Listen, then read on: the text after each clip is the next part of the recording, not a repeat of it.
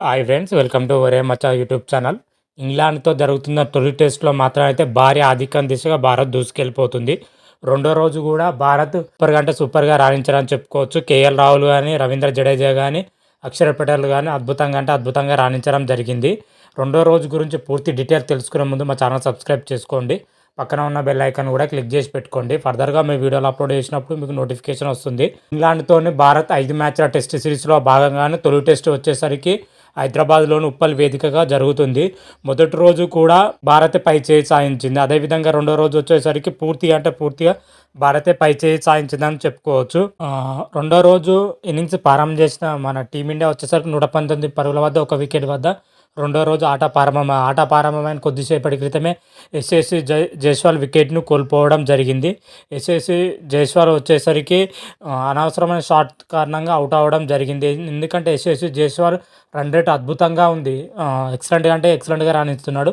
One day format లెక్కలో run rate maintain చేసుకుంటూ వచ్చినాడు. టెస్ట్ ఫార్మాట్లో కూడా అద్భుతం ఫామ్లో ఉన్నప్పుడు అనవసరమైన షాట్తోనే అవుట్ అవ్వడం జరిగింది యశస్వి జైస్వాల్ వచ్చేసరికి 80 పరుగులు చేయడం జరిగింది. వెంటనే శుభ్మన్ గిల్ కూడా అవుట్ కావడం జరిగింది 23 పరుగుల వద్ద.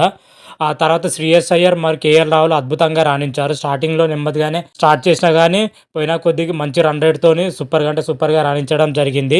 ఆ తర్వాత శ్రేయస్ అయ్యర్ వచ్చేసరికి 35 పరుగుల వద్ద అవుట్ అవ్వడం జరిగింది.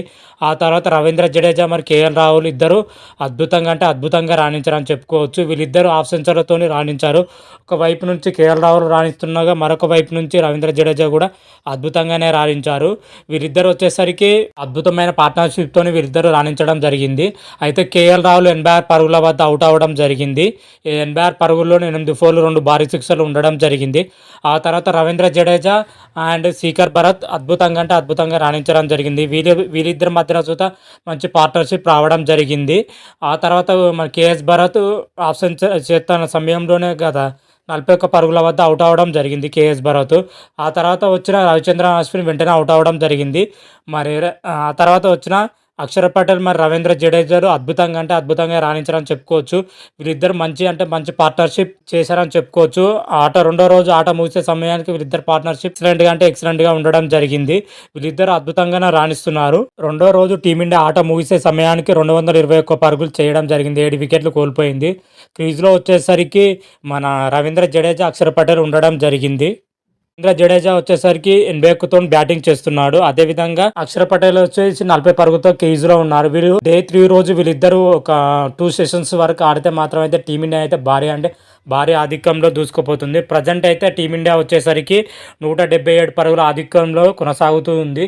అయితే డే 3లో మన టీమిండియా ఎంత మేరకు రాణిస్తుందో చూడాలి. డే 3లో మాత్రం అయితే ఇంకా మన చేతిలో ఇంకా 3 వికెట్లు ఉండడం జరిగింది. వీళ్ళిద్దరూ ఎంతసేపు వరకు ఉంటే మన టీమిండియా అంత ఆధిక్యంలోకి దూసుకొని పోతుంది. నాకు తెలిసినంత వరకు అయితే 230 నుంచి 200 మధ్య ఆధిక్యం ఉండే అవకాశం అయితే ఎక్కువ అని కనిపిస్తున్నాయి. మరి చూద్దాం, మన రవీంద్ర జడేజా కానీ, అక్షర్ పటేల్ కానీ డే 3లో ఎంత మేరకు ఉండి భారత్ స్కోర్ను భారీ ఆధిక్యం దిశకు తీసుకెళ్తారో చూడాలి. అదేవిధంగా ఇంగ్లాండ్ బౌలర్ల విషయానికి వచ్చినట్లయితే టీమ్ ఆడ్లీ వచ్చేసరికి 2 వికెట్లు తీయడం జరిగింది.